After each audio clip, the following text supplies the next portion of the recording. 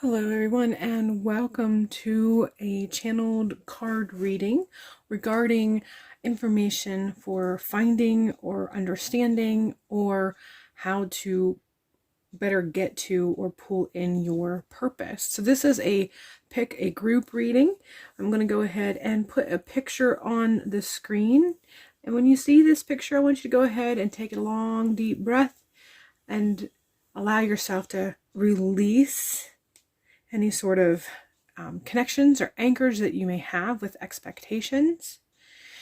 And then when you take another deep breath in, go ahead and look at the image in front of you and figure out which image, 1, 2, or 3, do you feel most drawn to? Do you feel most pulled to? What is it that makes you feel that it awakens or increases a vibration or frequency or matches a vibration or frequency within you? And this is the group that you are meant to choose. Once you know this, go ahead in the description box below and click on the time frame that allows you to go specifically to that group. All right, let's go ahead and begin.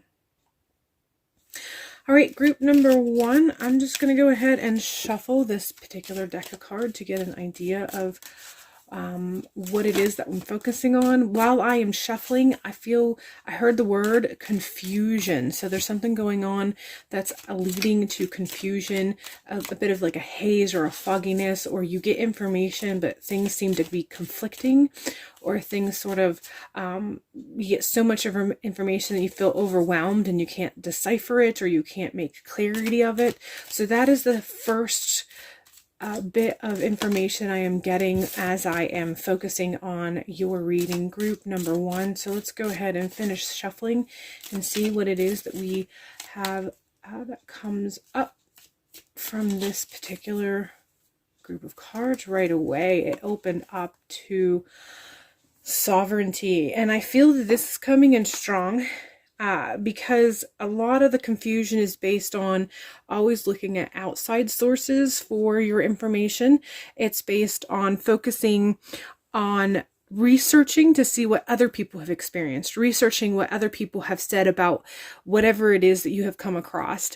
So for instance, maybe you saw something, an animal, or you saw an image in a cloud, or you saw a sign, or you heard something and it resonated in such a way that you know it's supposed to be a message. And so then you go online, or you go on YouTube, or you go on Instagram, and you research what has other people said. What did they say that this particular thing meant? What kind of message came to other people with this? And so what's happening is that you're always going for external validation of something that you already know within you. And that constant research for external validation is creating a divide with your personal sovereignty, and it's leaving you feel confused. And so that's where we're at. First off, is like I said, there's just this overall confusion that seems to be happening. And it seems like some of that confusion is based on the fact that you are consistently and constantly looking for external validation. And even when it comes through and you agree with it, because you didn't agree with it until you saw someone else said it, you're separating yourself from your own sovereignty. Instead of you knowing what you know, or understanding or relying on or accepting what you know, you didn't accept it until you saw an outside source say the thing that you felt or say the thing that you thought. And so it's creating a disconnect with your personal sovereignty. It's creating a slight disconnect with your higher self. And so even when you come across information that you know is true, you question your own sovereignty in the information, because that's what you've been doing all of this time. It's often enough that, like I said, it is creating something of a divide with your higher self, trusting your higher self, and feeling like you need to connect with external sources for validation. And I'm going to go ahead and continue shuffling this deck to see what else we have coming through.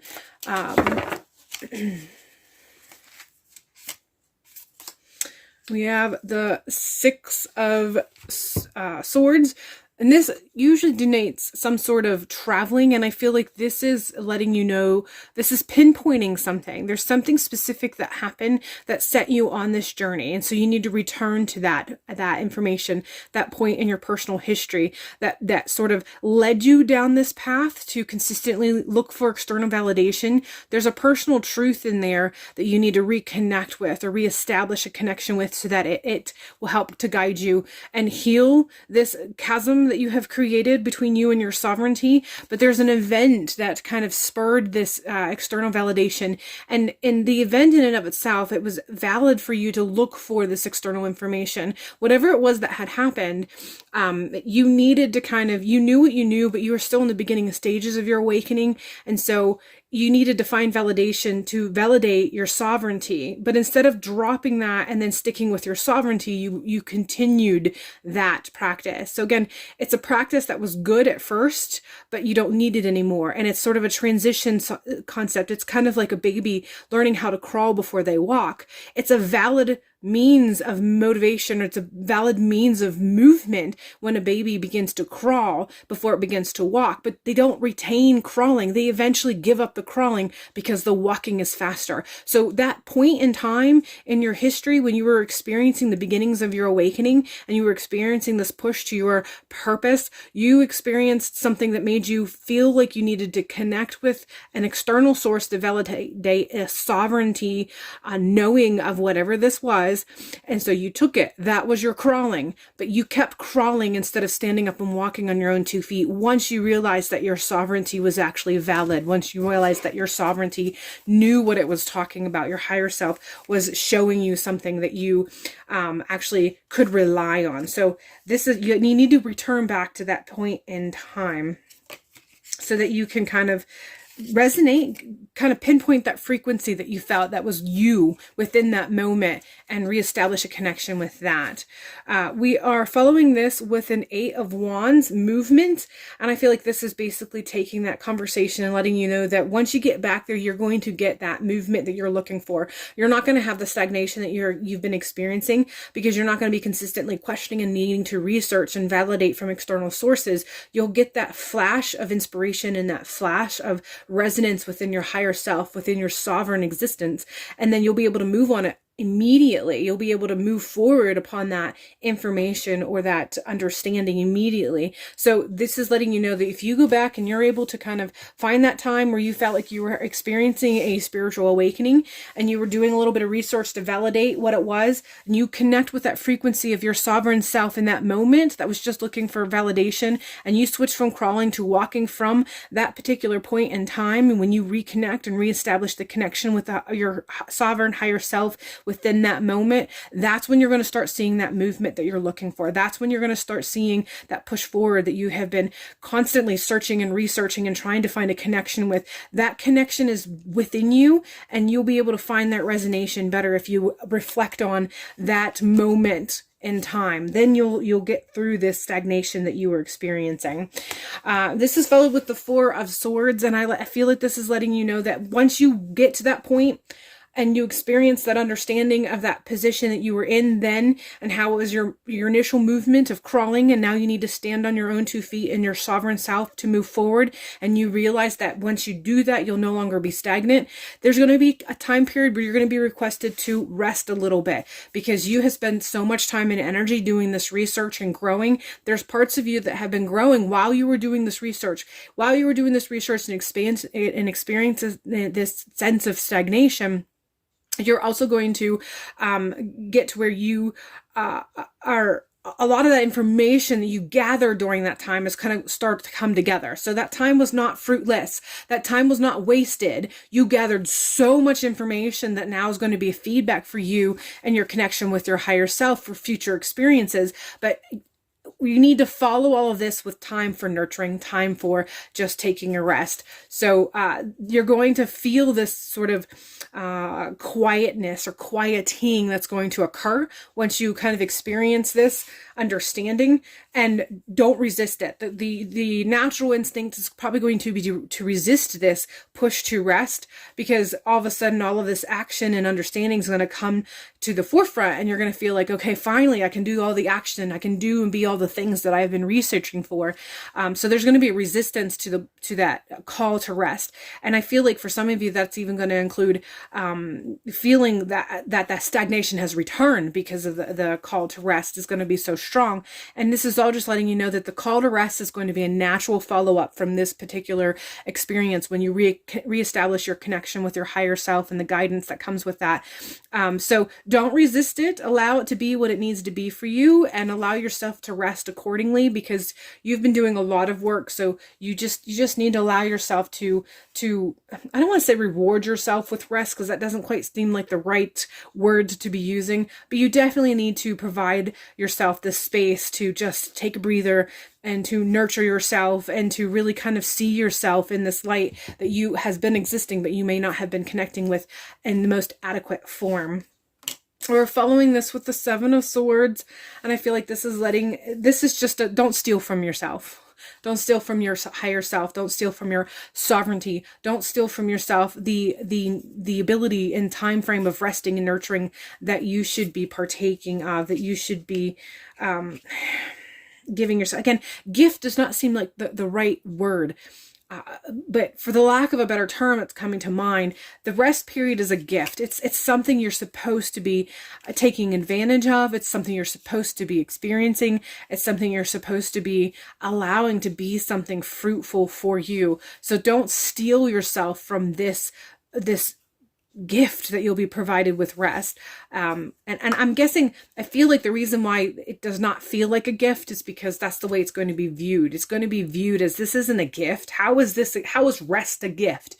So I feel like the resistance of me wanting to say that the rest is a gift is because of the resistance that I'm experiencing, the resistance that you are most likely going to be pushing back with. And they're telling you to just don't resist. Allow yourself to rest. And in that time period of resting is when you will be providing or creating space for everything that you have researched up to this point to take root in a way that resonates with you, with your higher self. And you'll be utilizing that in future points of your continued awakening and continued spiritual and or purpose growth and expansion that you'll be going through in the coming months. We are finally going to go ahead and pull a final card. I just need to finish shuffling this particular deck to kind of get a sense of what it is that I need to be pulling from here. I feel like there's a lot of messages that want to come through. Illusion. I feel like this is coming in from several points of view. This concept of illusion is coming through with a couple focuses. One of the focuses that it's coming through with is that don't get tricked by the illusion. Whew, sorry about the lighting there. Don't get tricked by the illusion. And I think that goes back to that concept of looking for an external validation, and how when you research external validation and you see how it's put forth by different people, how it resonates, because the people who are providing it have a sort of gravitas to them. They kind of have a sort of magnetism to them. And so there you get this, you feel the vibration that they are pushing for you to feel, and not so much the vibration that you are meant to feel. So, we are beings of vibrations. We are beings of frequency. And some people are really good at making sure, are really good at being able to emit the frequency that draws others in to, for them to be able to deliver this message. And I'm not going to get into how right or wrong that may be, but you have, the ability to see if the frequency that they're emitting is the frequency that you're supposed to be connecting with to help you in your growth. So make sure that you are not falling for the illusion. And I think that the other half of this message is there are elements of your awakening that you're dismissing as an illusion, or you're dismissing as a fantasy, or you're questioning, is this real? Could this be real? Because it just seems to be sort of against everything that you have been raised with or core elements of your belief or core elements of what you perceive to be your reality. And so when you contemplate on these ideas or fractions or elements of divine or other world or other realms, it just seems like it's an illusion or pretend, or that you are participating in some sort of fantasy. And this is letting you know that just again connecting with your frequency and allowing that to vibrate as a message to when you are in the right track or not on the right track. And you'll be able to see when an illusion is an illusion and when it's not an illusion and it's actually a reality that you are meant to be going towards. And sometimes whenever we experience and we look at something and we think that it seems a bit off, even though it seems right, like we have that clash of frequencies within us when our higher self seems to resonate that this is a truth, this is a genuine thing, this is a real thing, and our ego side kind of clashes against it and says, no, that's not provable, that's not scientific, that's not rational, that's not logical. And we always go with the rational and logical because we have been primed to only validate with logical, rational means of validation. And so sometimes we experience this clash. And so there are times when it has to do with interpretation too. So it's easy for the rational, logical half of our brain to look at something and be able to rationalize with logistic as to why we should be dismissing whatever it is. But if you follow that because your higher self frequency resonates with it and you realize it's the ego that's dismissing it, but your spiritual self is not dismissing it, it's actually tapping it as though it's something that you should be pursuing. Once you pursue it and you start to going down that path and you start to look at it closer and you kind of sift through the information and you're able to see it from a spiritual analytical mind, a lot of times the resistance from the ego side was because the interpretation brought it across our forefront from an illogical perspective. But once you started to break it down and you started to really look at it, it starts to make sense because you start seeing it from a different perspective. And then it can take root in reality because once you look at it from a clearer perspective, it actually isn't as fantastical as it had once seemed. So that's coming a little bit in with this card of illusion. All right, that is all I have for group number 1. I hope that this reading has provided you with clarity and insight, and I hope that your continued journey for finding your purpose and awakening within your spiritual expansion continues to bless you and help you to move forward. Other than that, that is all I have for you. Have a great day. Okay, group number 2, I'm focusing on you, focusing on your frequency, focusing on those who have this frequency or resonates with this particular frequency, what is coming through. And the first thing that came through is love. And it feels like the word love, that relationship, but also confusion that has been based in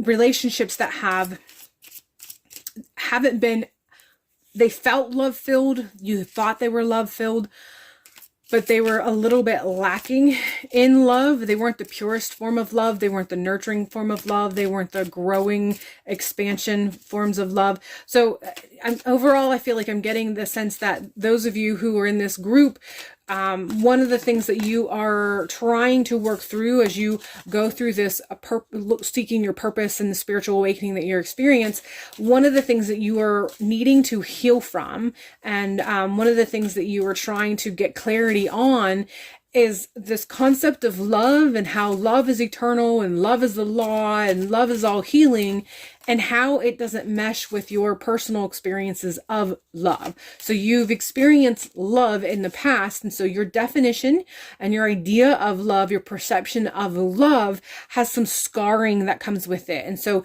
this is marring your spiritual growth and your seeking your purpose, because this definition is not a whole definition, or this definition has been tainted with personal experience regarding love. So your spiritual purpose and your spiritual seeking journey that you are on right now, one of the things that's going to help you to gain clarity is for you to be able to go back and to kind of reevaluate your definition of love, and then kind of analyze how healthy that definition is, what helps to define it, and all the things that help you to define love are there things that you actually do hold true, or do you recognize them to not actually resonate to the truth that they should be allowed to have such an impact on your life? So if you've experienced relationship and love, and this does not have to be just with an intimate partner.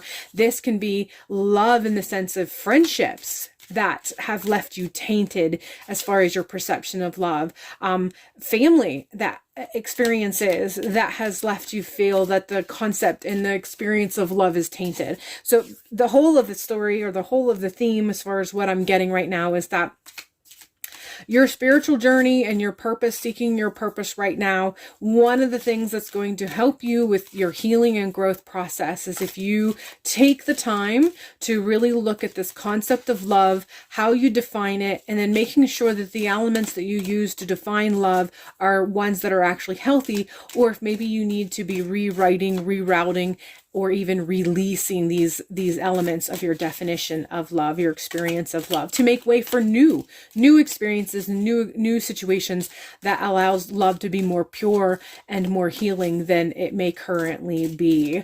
I'm going to go ahead and finish shuffling this to see what kind of card I'm going to pull as far as the continuation of this message.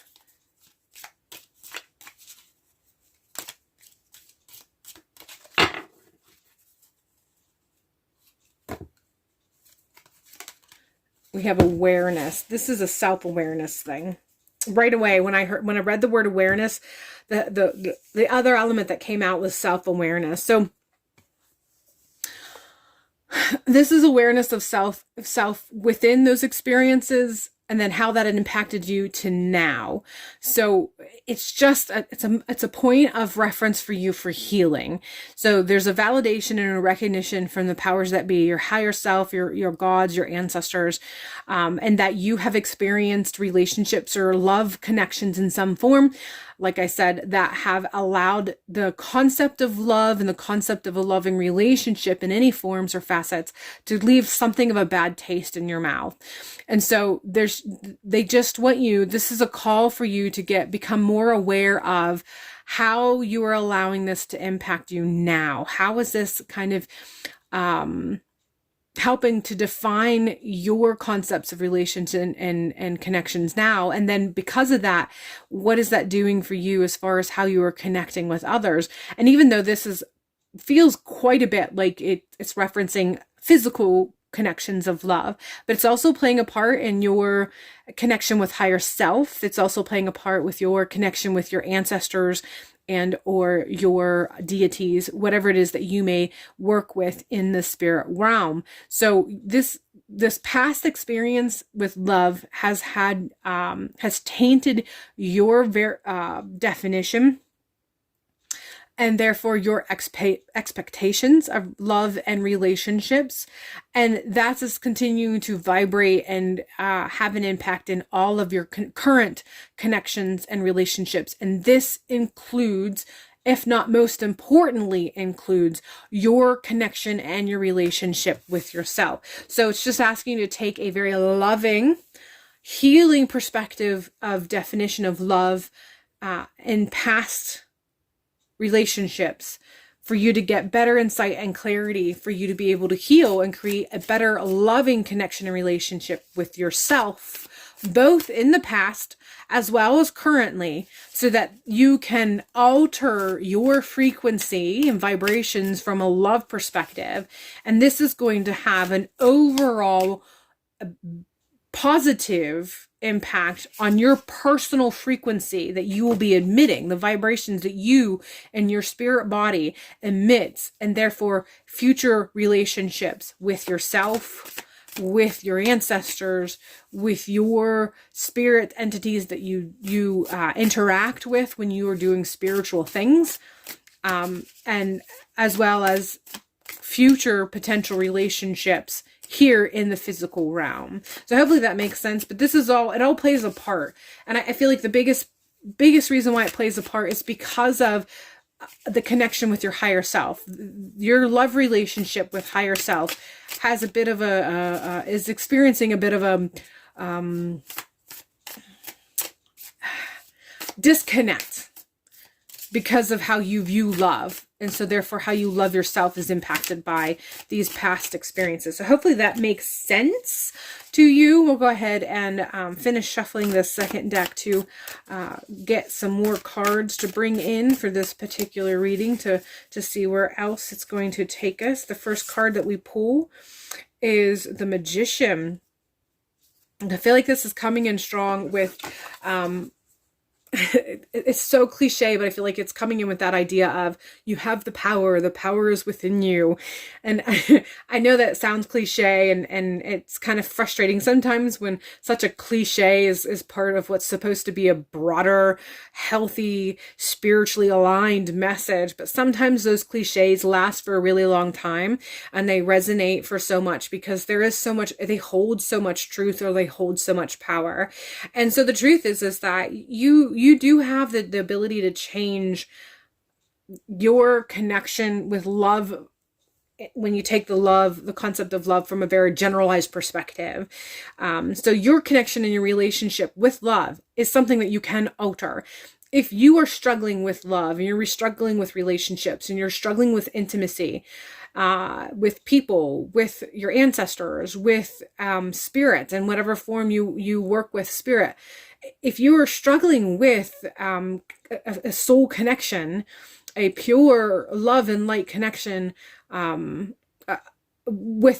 love with any of these forms, you can alter that. You have it within you to be able to alter that. The key point, or the starting point, is to look at your past experiences with love, past experiences with relationship, and be able to pinpoint some of those past experiences that tainted or poisoned your current perception of love, and is therefore having an impact. And it starts with your ability or capacity or your perception of love and relationship with your higher self.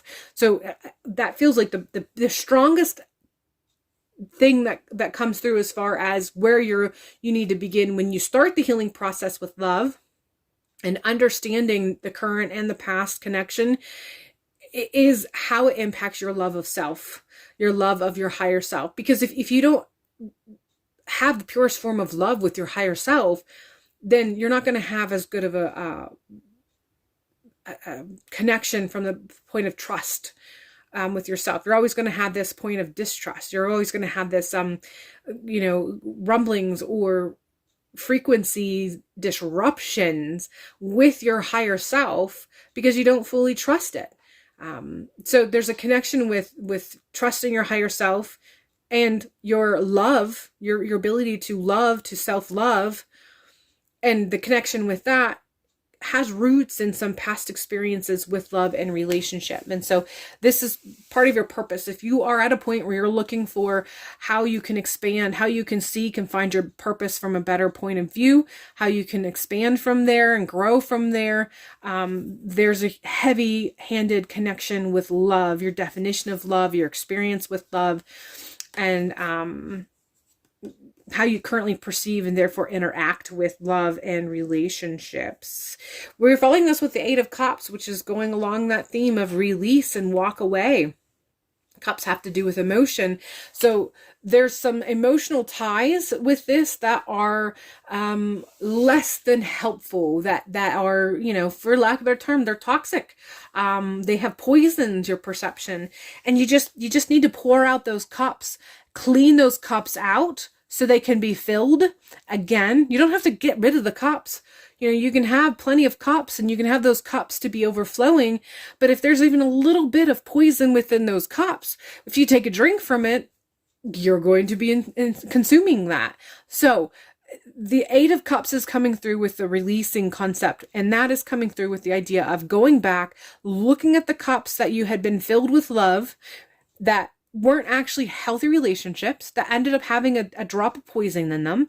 Empty out those cups, wash that cup out real good, set it upright once again so it can be filled again with pure love. And you can be drinking from a cup of love that is healthy for you and not actually going to poison you, or not going to be tainted with even a speck or even a residue of poison. We're continuing with the Three of Swords, and I feel like this is continuing with the message that you're going to get to a point where you're going to have to face some hard truths that are going to be a bit that's going to cause a bit of a heartache. And I believe that you already know this, but it's also something you've been trying to avoid. So there's a knowing that's already there, an understanding that's already there regarding all of this. You've been very aware that there are some things or some details that you know within your core self are not right, are not good, are not healthy, but they're woven into aspects that when you face them, they cause you great heartache. And so you've been avoiding. And if this is the coping mechanism that you need, by all means, I'm not going to tell you to dive right in, because shadow work is intense and it's deep, and it can kind of create this downward spiral of continuing to dig deeper and deeper and deeper. And you want to make sure that you are healthy emotionally all the time. So when you are ready to face the heartache, then do it. But don't, take this from a very healthy point of view. And if that means that you need external help from someone who is a professional in a particular arena regarding doing this type of work, then by all means, enlist their assistance, hire them, whatever the case may be. But again, all of this coming together, there's a connection and relationship that you have regarding love and relationships. It's tainting your love and therefore your trust with your higher self. And through that, it's creating a frequency or a vibration that keeps getting disrupted from this poison from an emotional standpoint. And you need to do the work to be able to empty out those cups and wash those cups so there's not even a residue of the poison in that cup any longer. But that does mean you're going to have to face some scenarios or some truths that have heartache within them. But if you go through this process and you do it in a healthy way, and you list the help when necessary to be able to do this in a healthy way, this is all going to lead you to just your understanding, and your connection with love is just going to be so much fuller. And then when you feel that fullness, you're going to be able to expand and radiate from there. So it is work that you're going to have to face eventually if you are going to continue to seek this thing that you are seeking, go down this path that you want to go. I'm a big believer in free will. I think we always have free will. We can always walk away, even spiritual things like this, even when you feel like you are spiritually aligned for a specific purpose. We have the free will. We can say, nope, that doesn't fit for me this lifetime. You have that option, and I personally don't believe we get punished for saying, no, that's not for me. That's something you might have to work out for yourself. But from a personal standpoint, I feel that we always retain our free will. We always have the opportunity to say, even though this life path or this perception or this offering resonates with me, what I have to go through to get there is not something I'm willing to do. I either need to find another way, which is possible. You can say, nope, this isn't for me, let me find another way. Or you can say, I need to find a different purpose that fits better for me and where I'm at in my healing process. That's all feasible. Those are all feasible responses. So if you're getting this message and you realize that this is not where you want to go, this isn't the path that you go on, take this as a message that is actually enlightening that aspect for you. That this isn't necessarily the direction or the path that you need to be taking to get to what it is that you want to do. Or that maybe it makes it so that you realize the thing that you thought was your purpose, maybe it doesn't resonate to the same degree that you thought initially. And so you want to seek another purpose. So, again, free will is a big thing. So if this sets you down a path that's not going to be healthy for you, take that as the message that it is, or dig deeper, or seek more counsel as to what it is that you're supposed to do regarding this information, and how it resonates with you and your spirit, your purpose, and your spiritual awakening that you are currently on. Let's go ahead and pull one last card to bring it all together, and we have chakra mindset. And this is coming in strong, which is letting you know that there's not just one way. For me, what I'm getting from this is that there's not just one way for alignment to occur. We are free beings. Our spirits are free beings. We have free will. And our sense of aligning with our higher self it's not just one narrow path.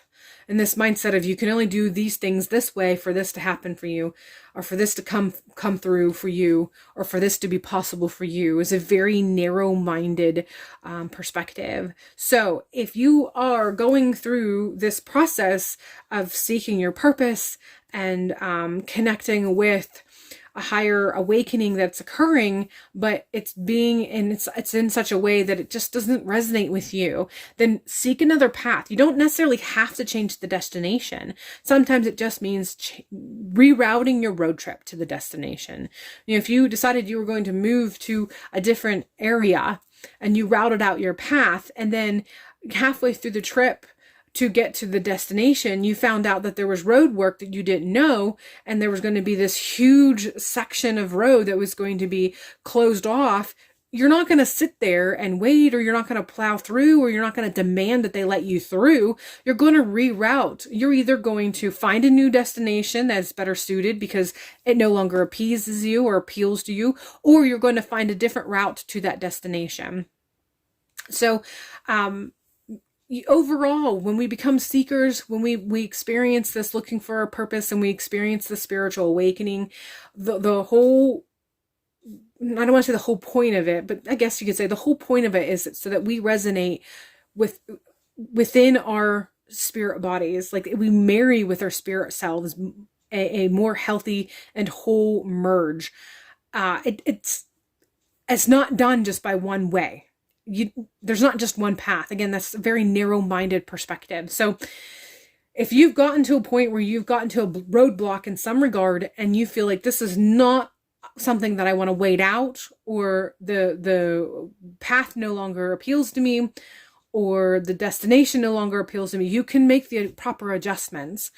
And again, if the destination still appeals to you, but if this path doesn't, there's nothing wrong with letting yourself know that you want to find a path that you know is going to be healthier for you. And all of this stuff might come up in a future time period where you're better equipped to deal with whatever this is. So I feel like that's another half that's coming in through with this. You can choose to not go through all of this if you realize that this is just not something you want to deal with right now. And that can mean one of two things. One, you'll never really focus on this. You'll find a means to continue on your path and meet your purpose without any of this. Or two, you'll continue to grow, and at some point in your future, this will come up again, but you will feel better equipped to dealing with whatever this is referring to. All right, group number 2, that is all I have for you. I hope this has allowed you to feel free and liberated, and has allowed you to connect with something that makes you feel like you are still in power and still in control, and still have your sovereignty as you seek for your purpose and go through the spiritual awakening. I hope it has been healing and has provided you a gateway to even more healing, and hopefully I will see you in a future video. All right, group number 3, I am beginning to focus on your frequencies, whatever frequencies that you're coming into this message at, to kind of get a sense of what it is that you are dealing with, and what you need to face or break down or analyze or deal with regarding your seeking for your purpose and spiritual awakening. And the word that keeps coming, and I keep pushing back, and it keeps coming to the forefront, is vacancy and void. Vacancy, void, vacancy, void. So there's a sense of that sort of vacancy or void. So nothingness, emptiness. Emptiness isn't exactly the best word, because I feel like we have specific definitions or connotations or connections with the concept of emptiness. And so some of the ones that might come up aren't the ones I want to tap into. But from a perspective of a vacancy or a void, from a spiritual perspective, emptiness can be applicable. So if it resonates because you connect that term of emptiness with void or vacancy, then that is the definition that I'm kind of tapping into. Or if it resonates because it just does the way you've been feeling, and that's the word that fits, fine, that works too. But yeah, void seems to be the biggest thing. A void that just gets repeated over again. Void, void, void. And I feel like the reason why it keeps coming up is because there is a connection with the concept of void, as in being empty, being less, being nothing, and an ache that comes with it. But I'm also being told that the problem with that is that this is the incorrect perception of void. This is the incorrect perception of the space that is there when you are in a void. So hopefully that makes sense, because this is from a very kind of scientific perspective. So when I think of void, I think of space, and I think of how it is from a perspective of fullness. It seems empty because it's so vast that there's more space than there is things that fill it. So there's a void that exists, but at the same time, it's not empty. It's still full, but not only is it full of things, it's also full of potential. Now, if you're following me, then this is something you've already sort of gone around and around and around whenever you've been doing your seeking. If you don't follow with me, stick with it. If this is the one that you felt pulled to choose, then please just hear me out, stick with me as we move through whatever comes through after this. So whenever I think of void, I think of Norse mythology and how they talk about how before there was anything, there was gunungagup. And for me, that's the kind of concept I have of the void. It is the existence of everything and nothing, or nothing and everything. Nothing at all, as well as everything that ever is, was, or ever could be in any sort of potential, any scenario. The problem is that when you are experiencing this aspect of vacancy or void or emptiness, you're focusing on the negative connotations of it, of how there's nothing. It's a nothingness from a standpoint of a negative vacuum of some sort. And your experience, they're telling me that you are experiencing it from that perspective, and they want you to flip your perception on your experience.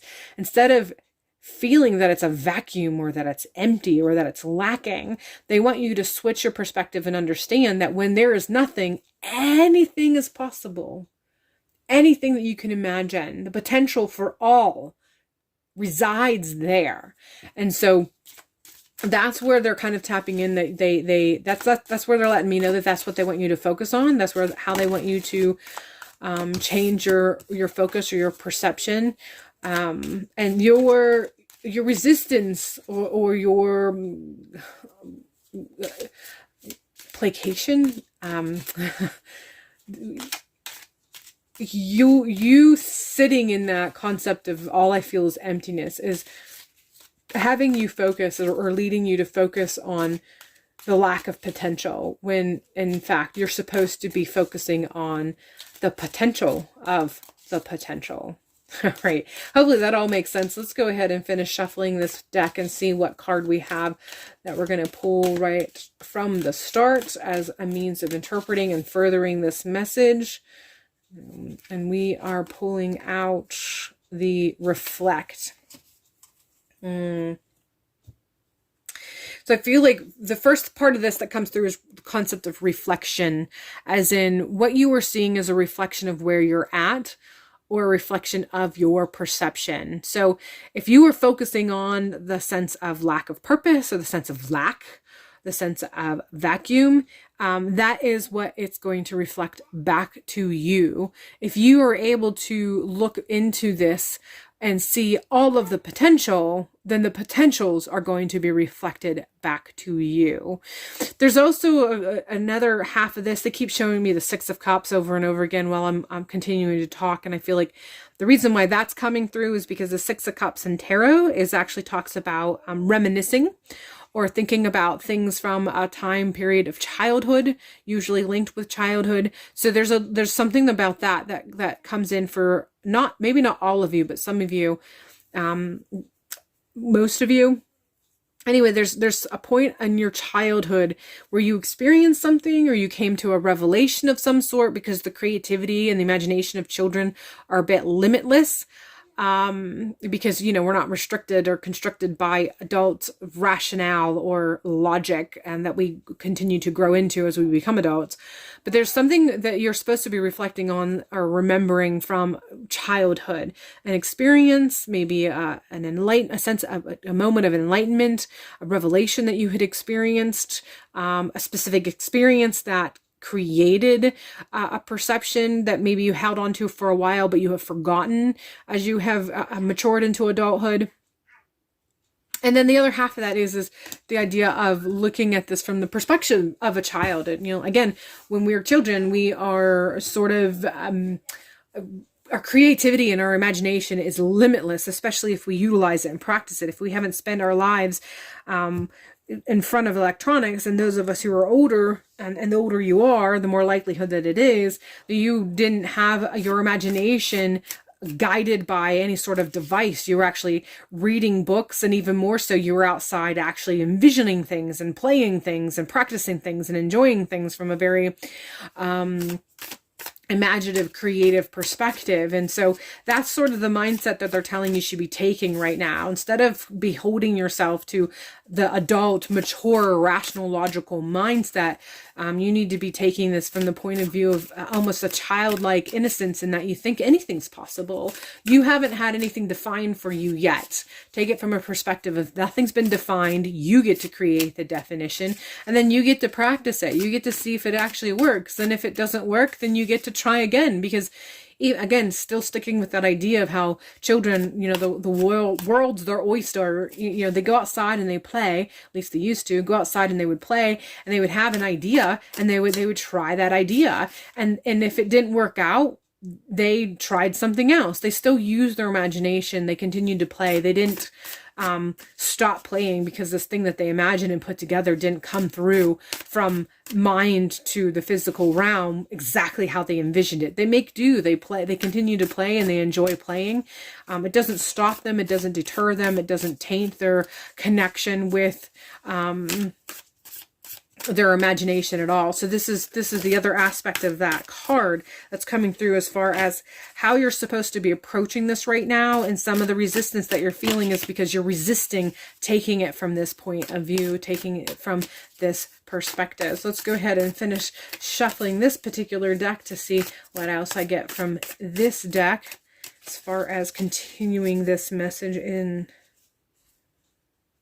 Okay, we are going with, we have the Six of Wands. This has to do with victory. This has to do with success. And I feel like this is letting you know, this is sort of continuing what I already said. Like when you are a child and you're outside and you're playing and you use your imagination and you have an idea and you just completely go all into this thing that you've envisioned to bring it from your mind into the forefront.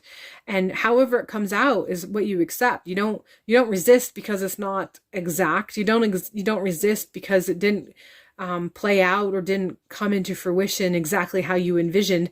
As a child, you just make do. You adjust and you make do. And if it doesn't work, you adjust until it does work, or whatever the case may be.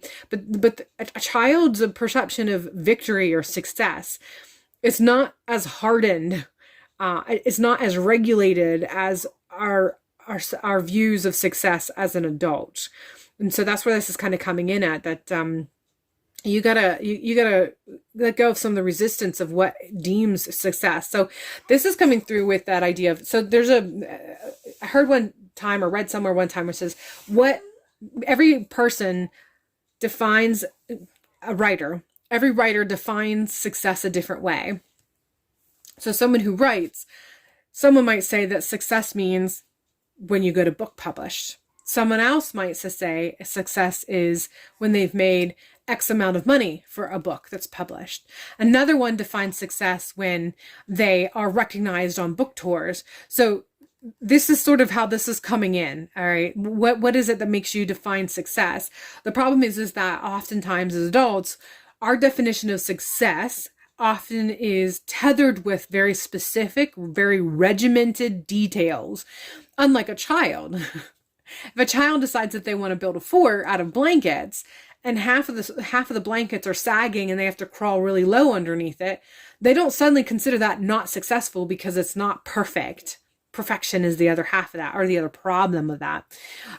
So a child's version of success is, as long as it kind of sort of holds up like the kind of sort of envisioned, and kind of sort of does the thing that they were hoping it was going to do, or provides the scenario of play or activity that they were hoping for, as long as it's close enough and they can still do the thing in its fullness with whatever they created, that's good enough for them.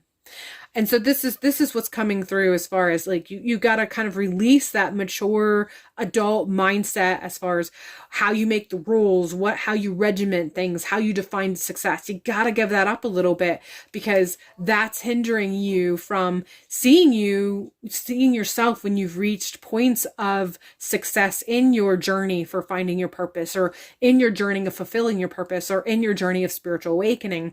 You are kind of bypassing some minor, I don't want to say minor, because I don't want to come across as inferior, but there are successes that you have already experienced that you have been kind of dismissing because they don't quite reach the bar that you have set as what you think a success in spiritual awakening or fulfilling your purpose is supposed to look like.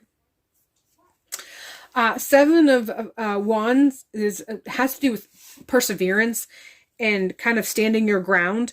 And this, I feel like this is coming through in a couple ways. One way that it's coming through is that because you're not seeing the purpose fulfilled in these little ways, stepping stones through the process that you're already going through, and you're not seeing these or celebrating these experiences of success and spiritual awakening, you always are kind of pushing yourself back to the initial step, to ground zero, you're kind of making yourself have to go through things again that are not quite necessary. So you're pushing yourself to persevere, but you're making yourself to persevere on a path that you've already taken and you've already succeeded on, but because you haven't seen the elements of fulfillment that you've already experienced, because they don't reach your bar of what you have defined as success, you're going over and over again through paths or directions or ideas or perceptions or your personal spiritual quest that you don't have to repeat, because you're hoping to meet that bar that you've set higher than is necessary. So hopefully that makes sense. I hope you understand that.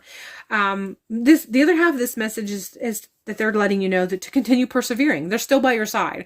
So it doesn't matter if you keep going over this over and over and over again, or you keep winding around in your personal spiritual quest labyrinth, and you actually keep going back a little bit before you're going back around again. They're still going to be with you while you work through this. They haven't deserted you, even though you keep repeating these aspects. They're just letting you know that you can get further. If you're experiencing frustration, or you're beginning to ask, why do you keep showing me things? Why do you keep revealing the same lessons? Why do you keep going through the same experiences? This is their way of letting you know they're still with you. They haven't deserted you. They're not taking you through this. You're taking yourself through this. They're still there with you. But if you manage to see the successes and you celebrate the successes that you already have, and you realize that the bar that you have set is unnecessarily high, and you manage to put that bar where it should be as far as your self expectations and your purpose, seeking your purpose and fulfilling your purpose and the spiritual awakening, when you make that adjustment, you'll get past this. You won't be repeating this like you feel like you have been recently. We have the Queen of Wands is the next card, and I feel like this is a message regarding guidance, higher self, some grandmother connections, grandmother lineage. This is coming through with a bit of an ancestor connection in some regard. So in connection with what I've already said regarding your personal journey, about going through the labyrinth, about those who are your supporters on the other side, in the other realm, all of that is coming into play. And this is coming through with, like I said, a bit of a grandmother connection, ancestor grandmother connection, and how they have your back. They're still with you. They're guiding you.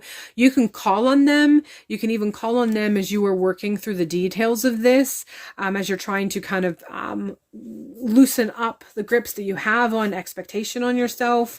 You can call on them for just continued guidance, continued support, healing. I get the sense of also like you can take a spiritual. So for those of you, if this applies to you in your personal practice, if you do any sort of ceremony or ritual, or you do any sort of spiritual work that allows you to connect or commune with your ancestors, you can actually do something for yourself where you go through a meditation or ritual process, meet with them, and they will even apply or provide you healing to some regard. So this feels very much like not. It feels kind of like a soul regression thing. So and I use this because I feel like more and more people in the spiritual community, even those who are just beginning their journey or awakening, they're kind of aware. They have a very generalized understanding of a like a soul retrieval sort of event that you can partake in. So you go through this process, and you can, or a practitioner of some sort can actually go in and through a past event in your current life or a past event in a past life, retrieve your soul and bring it back to you. So the ceremony that I'm seeing happening is something along that lines, but the connection is for something for you with your grandparent or grandmother specifically. So your grandmother lineage. A ceremony of some sort that allows you to be in a meditative state and to be able to connect with the grandmothers of your line.